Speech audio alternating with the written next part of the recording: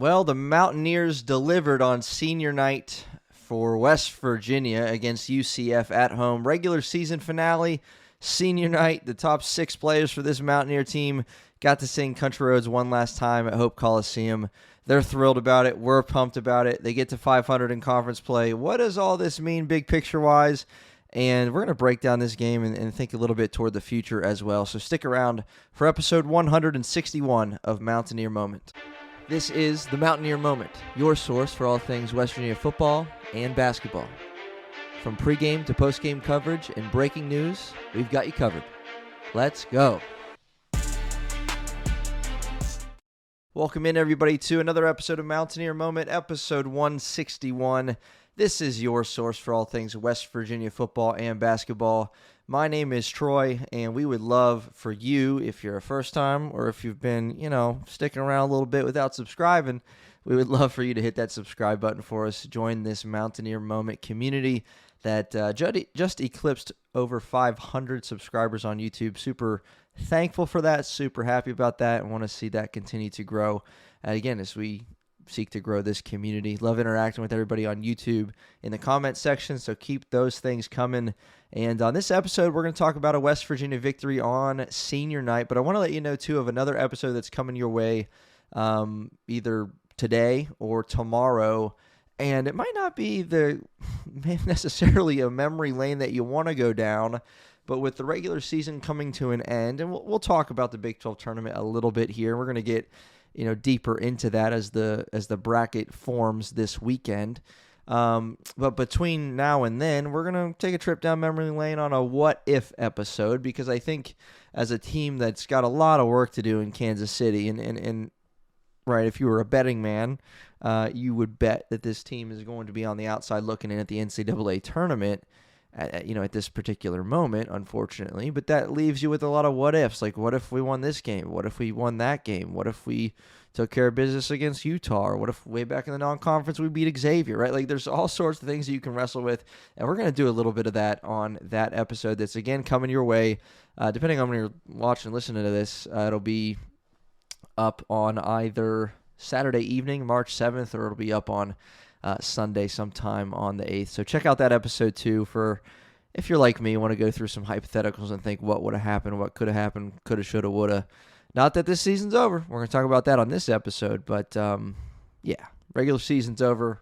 Mountaineers get to 500 in conference play, 18-13 overall. But that episode will take a trip down memory lane on the what if journey. So join us for that episode. But again, in this one, we're talking about the next chapter as this one closes, right? You end the regular season with a win on senior night, and like I think it was Brennan Lorient said post-game, Belo, said everybody's now 0-0, right? As soon as the regular season ends for all of these Big 12 teams this weekend, you're gearing up for the tournament in Kansas City, and every team goes in there with, the same mindset, same goal. You're 0-0, and you get a chance to you win one day, you play again the next day, and that's what these guys want to keep doing. Certainly these, again, 6 seniors want to continue their career in a Mountaineer uniform in Kansas City and keep this thing going. We'll talk about this West Virginia offense that showed some signs of life, not just against UCF tonight, but over the last little bit of time, over the last few games. We'll talk about this team's effort and execution level, which I thought was exceptional, so we'll talk about that. But first, what a win. Proud of this group. Resilient. You've continued throughout this season, ups and downs. Honor Huff said that post-game, right? There's ups and downs in everything in life. And you're coming off a loss that hurt. It stings, K-State on Tuesday, and you come back home for senior night, and again, one of those what-if kind of things, like, man, I would be personally,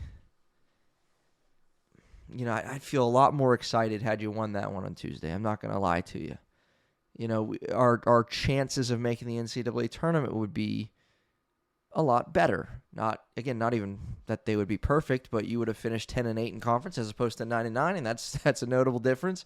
You'd have 19 wins instead of 18, right? Simple math, and we'll save the what ifs for later. But the fact that you were able to respond in this way. West Virginia had a 3-game losing skid earlier. They hosted BYU last weekend and won that game. That was a good response. Now, you followed that up with a loss to K-State in between these 2 great wins against tournament teams. But like this was a good response from a resilient bunch that doesn't quit, even with the cards stacked against them, even with adversity that they faced this season. Let's not neglect the fact that this team, Ross Hodge in year 1, in one of the best, if not the best conference in America, finished 500, officially going to finish either 7th or 8th in this conference when all is said and done, and that is significant.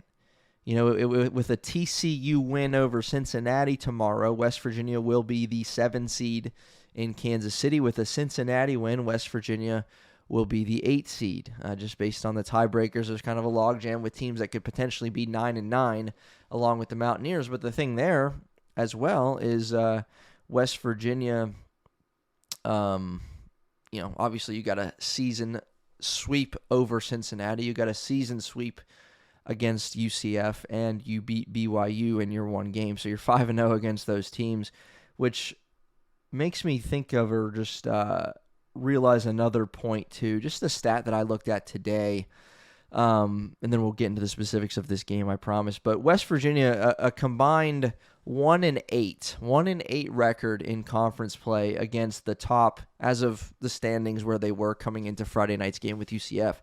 1-8 against the top 4 in the conference and the bottom 4.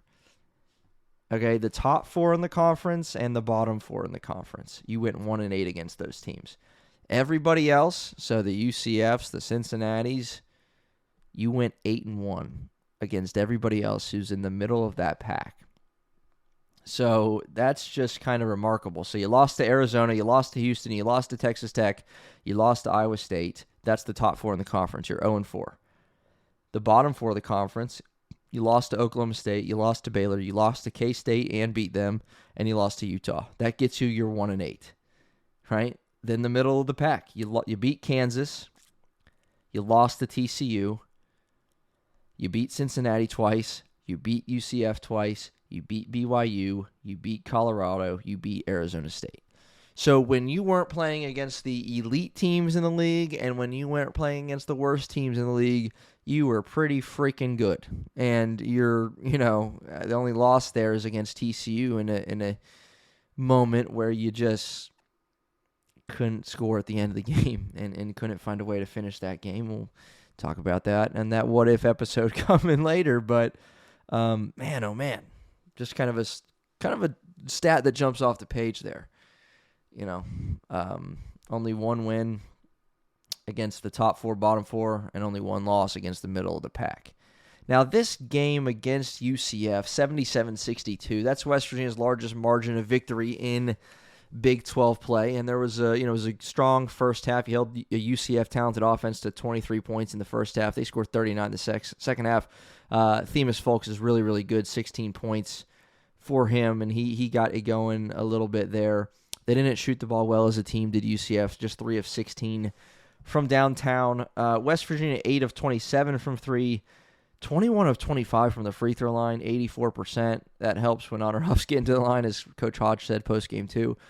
Huff made 10 of his 10 free throws and had 24 points on senior night for him. Belo had 14, Chance Moore 13 off the bench. And so those 3 continue to be your guys as far as scoring is concerned.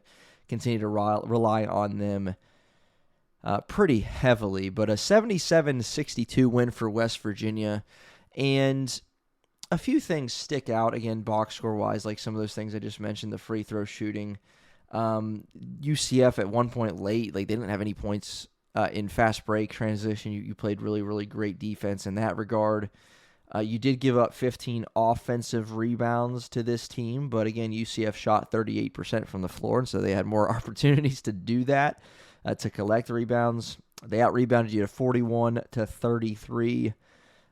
West Virginia at 14 of their 24 made baskets compared to 8 of 24 made baskets for UCF. 14 of yours were assisted, which usually it's flip-flopped, as we've seen in West Virginia games this season. You don't have a ton of assists, but guys were finding ways to dish it out tonight. Even Amir Jenkins, just 1 point from the free throw line, but he had 5 boards, 3 assists, and 2 steals for the freshman, who I like to think has a bright future in a Mountaineer uniform. So 77-62. Here's a few things I'll mention. I mentioned, we're going to talk about this team's effort and their level of just executing the game plan, and we'll camp out there for just a moment. So as far as effort's concerned, this team, there's I don't think anyone on the roster or any fan you would talk to would disagree with what I'm about to say regarding the effort level that took place on during Tuesday's game against the Kansas State Wildcats. You went 30 minutes going through the motions. Is that the right thing to say? Going through the motions didn't seem to have a whole lot of pep in your step. And you can chalk that up to a number of different reasons, just a letdown after a big win, although the counter argument to that is, you should have been treating that like a must-win game on the road. And it was a pretty quiet, not into it crowd at Kansas State. Maybe you get up more for big crowds on the road, and, you just kind of were out there going through the motions, but you got down big to a K-State team without P.J. Haggerty, their best player, and then, like the flip of a switch, you just turned it on, and ultimately, you ran out of time. You're down 17, 18 points, 19, it was a lot, and you cut it all the way to 2 or 3, but you ran out of time, and you had opportunities to tie that game, and you didn't. But it was a completely different West Virginia team over the course of that last half of the second half than it was the first half of that second half that couldn't score. Second half, you played aggressive, or, second part of that half, you played aggressive defensively, and you found ways to score in transition, played more efficiently on the offensive end, and again, you unfortunately, you dug yourself in too deep a hole that with the amount of time you had left remaining when you decided to turn it on, it just wasn't enough. And it's as simple as that to me. And you lose a game you shouldn't have lost. You lose a game that looks bad. And West Virginia has a lot of bad losses. As you think NCAA tournament and all of that, you just have some bad losses. And we'll get to the Big 12 tournament relating to what West Virginia needs to do toward the end of this episode as well. But tonight, on the flip side, your effort level was there. I think this team's attention to detail, which I know Coach Hodge would appreciate and does appreciate, was there. I mentioned on Locked On West Virginia with Mountaineer Paul, this was not one of those games, even West Virginia wins and losses this year where you can look and be like, well, they had a lot of to me, there was a lot of problems in this area. Or to me, there was a lot of problems in this area. Or this guy had a lot of problems doing this. There weren't so many, not that they played a perfect game, but there wasn't a lot of glaring issues to me. And sometimes there's a lot of glaring issues, right? If you've watched this offense, there's a lot of glaring issues. And there was, a couple scoring droughts, a few minutes here and there. And that's typical West Virginia basketball in 2026. But nothing that proved to be too detrimental. You executed your game plan. You got good looks. You made a lot of shots early, which helped, right? You had 5 threes really early, and then you only finished with 8, right? So surely, I guess the shooting could have been a little bit better, down the stretch. But your largest margin of victory in a Big 12 conference game comes in your regular season finale and comes against a team that you've already beaten and comes against a UCF team that's going to be dancing in the NCAA tournament to give them a third straight loss as they close out their regular season. And so if there's, some bright spots or bright things to look to take away from this game, one of them is the fact that this was one of your more complete games in a while in conference play. Maybe the most complete game that you've had in conference play. 45 points in the second half. And again, you made most of your threes in the first half. So you just found ways to score. You got to the line and made your free throws. 84%. We'll take that. Because there's been games when you've been 50% and you've lost by a couple points, right? And that you wish you could have all those back. So the effort level, the execution, again, I just think the game plan was clear and there weren't a lot of lapses. There just weren't. You held a talented UCF team to 62 points. You yourself, who's used to scoring in the 50s more than you are the 70s, got to 77 with a big second half and a good start. You got off to a good start, which is rare. So this is kind of an outlier on the season. Even in West Virginia wins this year, some of them have been come from behind. Some of them have maybe had a similar feel to this game, but it speaks for itself that you got a 15-point win to close out your regular season. And with that said, again, we'll talk about this offense here for just another couple minutes. You shot 45% from the floor in this one. You're previous to that, against BYU, when you scored 79 points, you shot 44% and 32% from three. So pretty close numbers in that regard, and you made 17 of 22 free throws to get to 79 against BYU. You got to 77 again against UCF. So similar, very similar offensive production as far as the stat sheet would tell you in that game against BYU. And then against Oklahoma State, and that loss that hurt you, where you struggled in overtime immensely. But as a team, you shot at nearly 50%. You shot nearly 40% from three. You just played against an offense that played a little bit better than you did in Oklahoma State. Again, another game you'd like to have back. And quite literally a topic for another episode, because we are going to cover that. Whether or not you want to come join us for that one to relive those gut-wrenching losses, we are going to do it on Mountaineer Moment. But this offense, Honor Huff, obviously, immensely important driving force. 10 of 10 from the free throw line, knocked down 4 threes, but he shot a lot of them. And, even as you play it forward to Big 12 play, man, who do you want shooting the ball?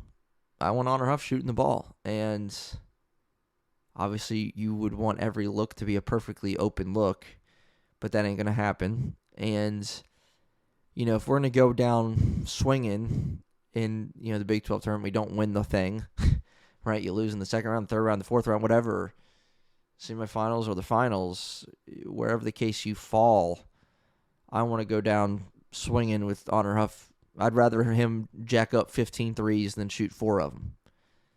You know what I mean? He's that good of a shooter, and Ross Hodge said it too. He's often said so much confidence in Honor and his ability to make shots, and you think everything's going in. And some days there really are, games where you think everything's going to go in. And we might need some incredible performances from Honor and this offense to put him in position to find success. And defenses are going to be keying in on him. It's going to be easier said than done. But you got to find a way to get that guy some shots, and a lot of them. So I don't mind the 14, 15 threes, whatever he shot tonight. Against UCF, he was, again, 4 for 14 from 3, 5 of 16 from the floor, and 10 of 10 from the free throw line. Mentioned a moment ago, Belo, he got 14 points on 5 shot attempts. So really efficient night from him, 4 of 5, 2 of 2 from 3, and 4 of 4 from the free throw line. Chance Moore made a 3 tonight, and he had 13 points on 5 of 9 shooting. It's cliche, and it's, wishful thinking. But if you can find a night or an afternoon, whenever West Virginia's gonna play, where you get those key pieces firing on all cylinders,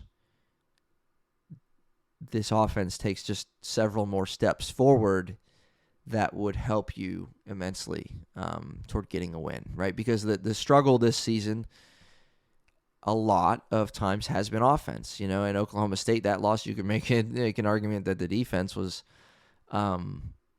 what cost you that one as a whole. Although Oklahoma State made some tough shots in that game, don't get me wrong. But more often than not, the struggle has been the offense. That's no secret. Statistically, this is a really good defense. Statistically, this is not a good offense. But if Belo's going to knock down some shots, which he's proven to be capable of at times, if Chance Moore can step out and hit a 3 or 2 here, like, crazier things have happened.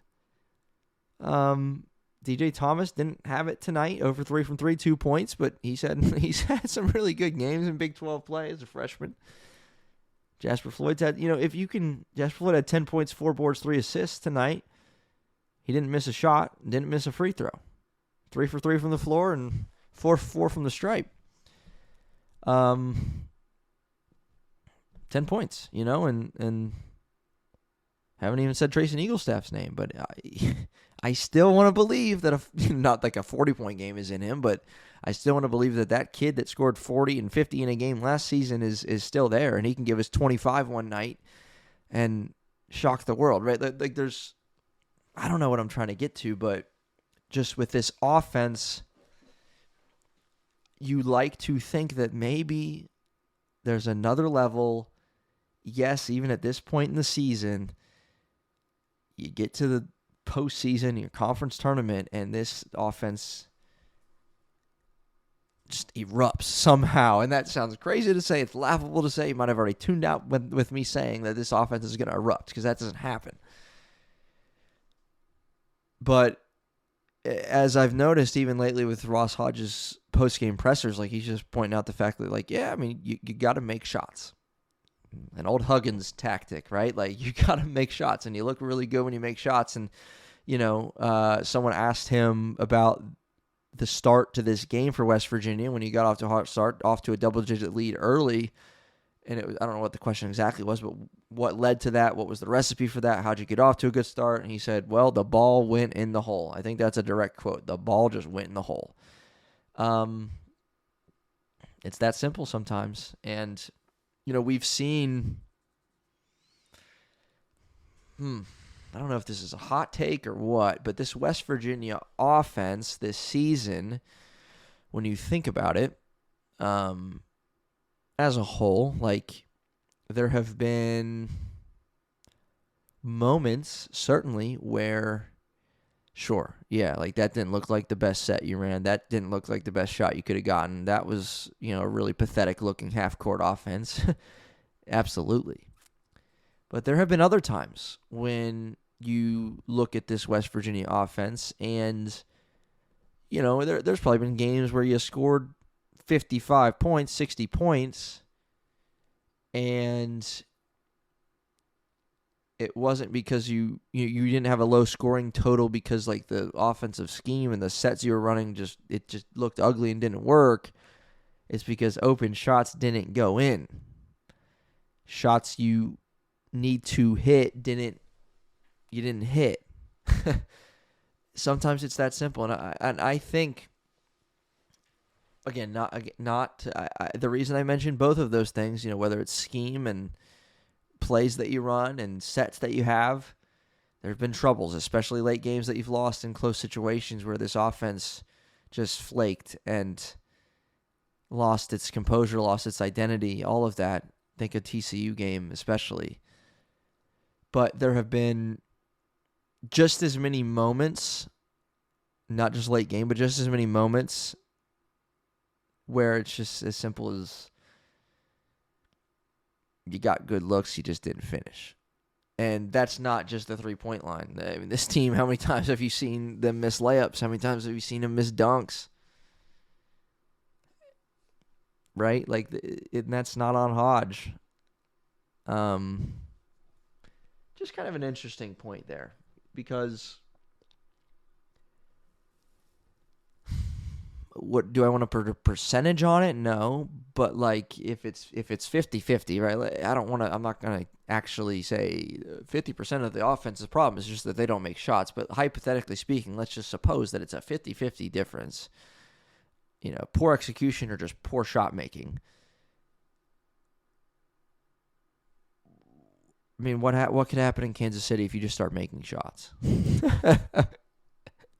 Like, to where right now you're making 30% of your open shots from three. I don't know what the number is, right? It's not much better. You're shooting around that from three on the season, but let's say open ones, you're making only 30% of them. Let's say you knock it up to one night, you make 45, 50% of your open looks. This West Virginia team is going to win more games and could continue the season, expand the season. You could knock off a team because you make your open looks. Just saying. I get that I probably stayed there more than I wanted to, but I hope you get the point. It's not all scheme. It's not all X's and O's. It's the Jimmy and the Joe, right? It's the Jimmys and the Joes, right? People have said that about this team this year, and if you dumb it down even more, it's about the ball going in the hole. And West Virginia's had plenty of good looks that they did not put in the hole, that they did not capitalize on. So that's what we'll say there. Now, again, mentioned a moment ago, this chapter's over, regular season. You're heading to Kansas City. Everybody else is playing on Saturday. You played on Friday. You get an extra day in that regard. And now you get a bye. First round bye in Kansas City. However you feel about that, good, bad, and different. Like if you're ones that just wanting to stack more wins to make whatever kind of resume look whatever, then you don't like this because maybe you could have had a more favorable, you would have had a favorable first round game against a lower team in the Big 12, though we haven't fared well against those teams. And then a second round game against a middle of the pack team that you've played and beaten. And then a third round game against a top dog. But it gives you 2 games before you would play a top dog. And now you don't have that. That's not the case. You are going to play in the second round. Your first game will be in the second round of the Big 12 tournament as a 7 or an 8 seed, depending on the TCU-Cincinnati game. A TCU win, West Virginia will be 7. A Cincinnati win, West Virginia would be 8. Now,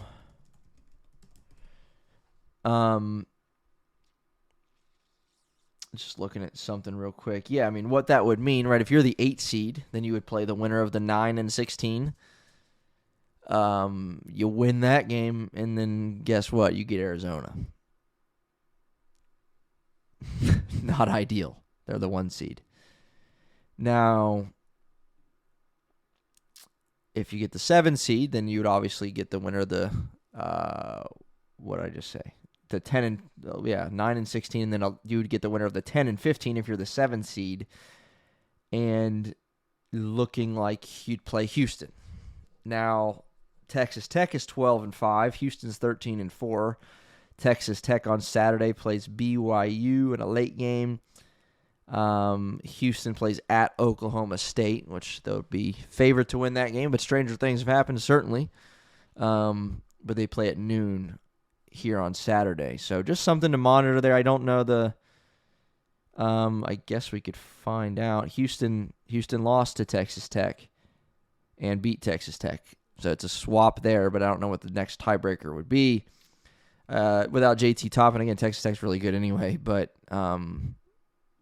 Texas Tech, I don't know if they might already be eliminated from it. I don't know, truthfully, but 7 seed, play them as the 2 seed versus a Houston.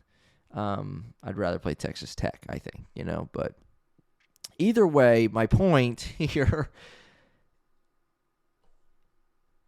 your first round game, your first game, second round, will be against a bottom of the barrel team or a middle of the pack team. Cincinnati, BYU, TCU, like it's going to be against one of those teams, or Utah,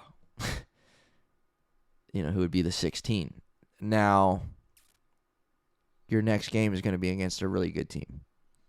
Your next game is going to be against a team that's on the 1 line or the 2 line, most likely, in the big dance. So, good luck with that, right? It's just tough. And, as you think beyond and you think to March Madness and you think to how the heck can this team get in? Well, I'll tell you one thing. They will not get in the dance by beating BYU again in that second round game or beating UCF or Utah, whoever it is. That ain't enough. Now you match up with a team that's coming with a double bye. You have a single bye. You match up with a Houston or an Arizona. And to even say, have these words come out of my mouth, oh, you win that game, and you could do it. Both those teams smacked you this year, but you played on the road, and that was a long time ago. But you win that game. Some people would say you're in. Some people would say you're still not in. Some people would say you have to win the Big 12 tournament.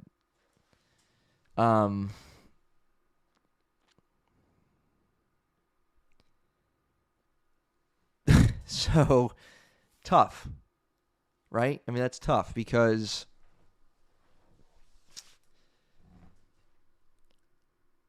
you play an Arizona or a Houston, even if you play them close, you lose on a full court shot at the buzzer.